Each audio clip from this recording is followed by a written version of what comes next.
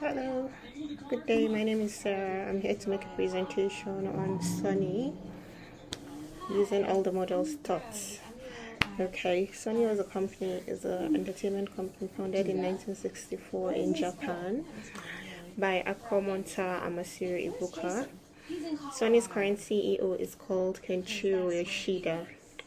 Sony's mission statement is to be a company that inspires and fulfills all of your curiosity, groundbreaking new excitement and entertainment in ways that only Sony can, creating new cultures and experiences. Everything we do is to move you emotionally. Vision statement. Sony's vision statement is to use their passion for technology, content, and services to deliver candle in ways that only Sony can. In this vision, emphasis is on the concept of candle. Moving to the next slide, I'm going to be discussing the macro environment analysis of Sony using parts of pests and parts of megatrend and parts of cage. For the pest analysis, I'm going to take on the technological aspects. Public reliance on digital technology is going extremely high these days. Sony has taken advantage of that by creating the Sony Smart Homes, which has given Sony an edge in the market. The economic aspect of pests. The yen is doing badly against other currency these days, which has affected Sony's revenue. Digital trend. Due to the increase in digitalization in this century, Sony has moved from a consumer electronics company to an entertainment company.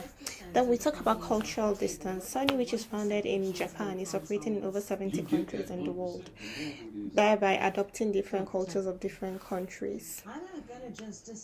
Next, we're discussing the industry analysis of Sony using Portis 5 and Yips market drivers. So for Portis 5, we'll discuss threats of new entrants. Cost of entering the market is very high. Sony does not really have high competition when it comes to that. Threats of new entrants does not really affect them. Threats from substitutes. The switching cost in electrical market is quite low, so people can easily switch from one device, one company to the other. Thus, there's a high threat from substitutes. Bargaining power of consumers.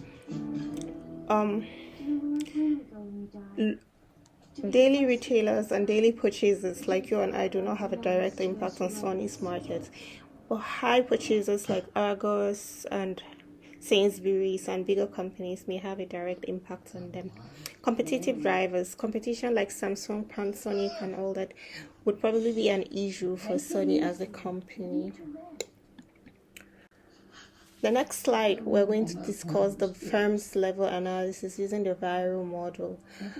Here we have V for valuable, R for rare, L for intuitive, O for organized, A for advantage.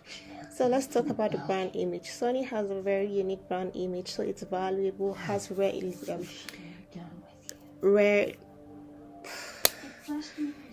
it has a high organizational structure. Its competitive advantage is very high here. Customer experience. Due to Sony's unique products like the PS5, they have a competitive advantage in the market. Product range. It's a temporary advantage as due to the technological development, digital trends, new smart technologies are coming out every day. So Sony has a temporary advantage there. Innovation has a high competitive advantage because Sony is always the first in the gaming industry. Human resources and market position are temporary position as well.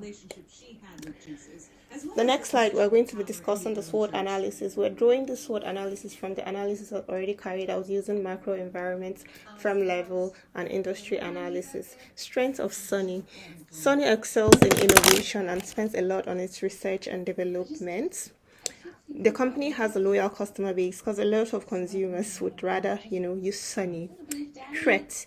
In a big market like that, we have big competitors like Samsung and Apple who are bringing new yearly technologies.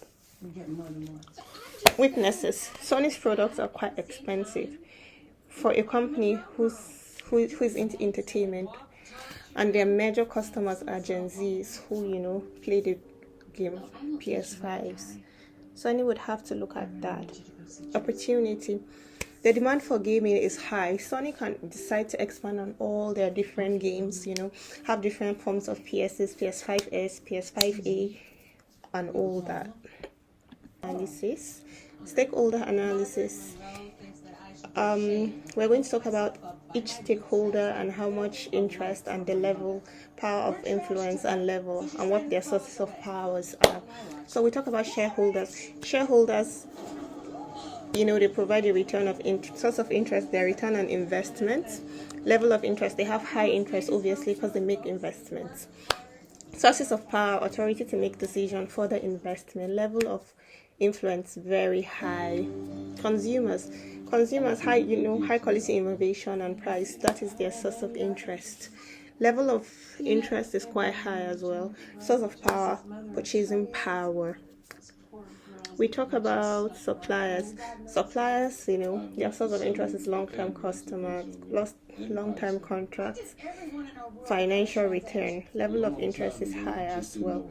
We have others like local communities who obviously do not have a high, interest in what's going on in the company. The next slide, we're going to be discussing the recommendation metrics. For the short term, the cost of production is one of the main challenges of Sony. If they can find a way to lower their cost of production. Also, supply chain management. Supply chain management is one issue that manufacturers all over the world are going through. So if Sony could find a way to level it. Medium term recommendation will have lack of dominance in the mobile market. Sony can try to, make mobile phones which are easily recommendable and easily accessible. Maybe take a cue from the Apple or Samsung. The company should also take actions for backup plans in case of situations like COVID-19 comes, so it does not affect their company's sales. In long term, Sony Corporation should continue to look into innovation because that is its greatest strength. And also, cyber attack is one of the problems they're likely to face. Thank you. And on the 8th slide, these are my reference lists.